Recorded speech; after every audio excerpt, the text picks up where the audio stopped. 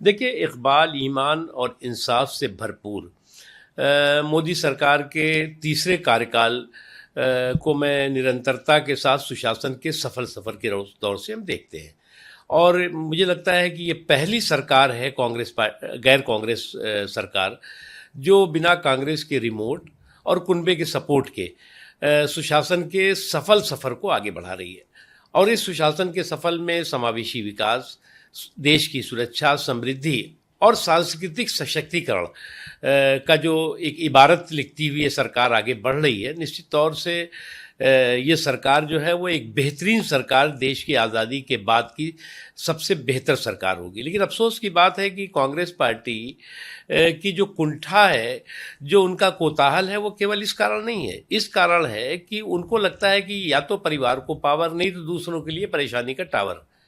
और कांग्रेस पार्टी का ये रिवाज और मिजाज रहा है, जब भी जो है वो उसने कांग्रेस ने लोगों को, सरकारों को सपोर्ट किया है, तो या तो रिमोट से चलाने की कोशिश की है और या फिर उसको जो है वो गिरा दिया है।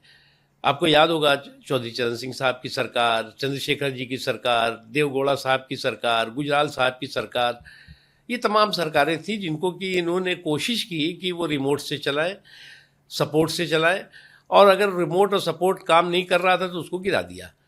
और मनमोहन सिंह जी की भी सरकार के साथ क्या किया इन्होंने? नाम के लिए तो प्रधानमंत्री मनमोहन सिंह जी थे, लेकिन जो है वो सुपर प्राइम मिनिस्टर का ऑफिस जो है वो तय करता था कि उन्हें कहाँ चलना है, कहाँ बोलना है, क्या खाना है, क्या पीना है, क्या करना है। तो इसलिए जो है इस कांग्रेस पार्टी की दिक्कत ये है कि या तो परिवार को पावर, नहीं दूसरों के लिए परेशानी का टावर खड़ा करो। और नरेंद्र मोदी जी ने जो है वही हकदार हैं किनारों के, जो बदल दे बहाव धारों के।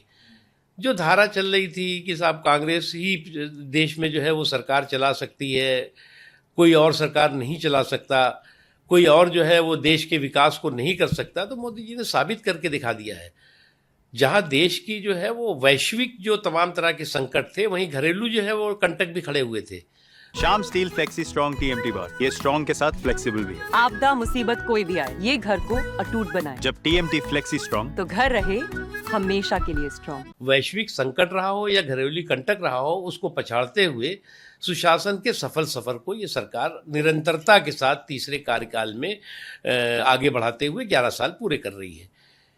और मैं मानता हूं कि वही हकदार हैं किनारों के, जो बदलने बहाव धारों के। और साथ ही साथ जो है वो लिहाज आँख का, रिश्तों का डर नहीं होता जब एक शख्स के हाथों में घर नहीं होता। तो आज मजबूत हाथों में घर है हमारा, सुरक्षित हाथों में घर है। देखो, ऐसा है कि कई लोग सुस्ती में हैं और कई लोग सुर्खी में हैं।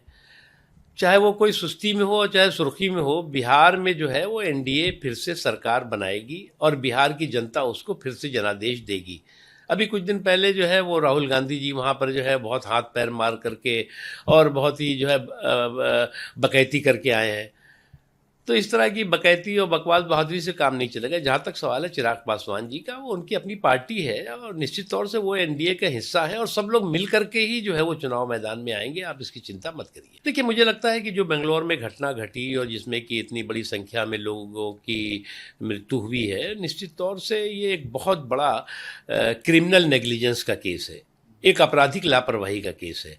और इस आपराधिक लापरवाही की जो सबसे बड़ी रिस्पॉन्सिबिलिटी है वो वहाँ की सरकार की है। उसके बाद सरकार जो है अपनी रिस्पॉन्सिबिलिटी को जो है वो से जो है वो अपना पल्ला झाड़ते हुए जो है दूसरों के कंधों पे बंदूक चला रही है, तो चलाए, लेकिन जो भी जिम्मेदार है उसके खिलाफ कार्रवाई होती है। ये स्टाइल का मामला है, रूपा फ्रंटलाइन।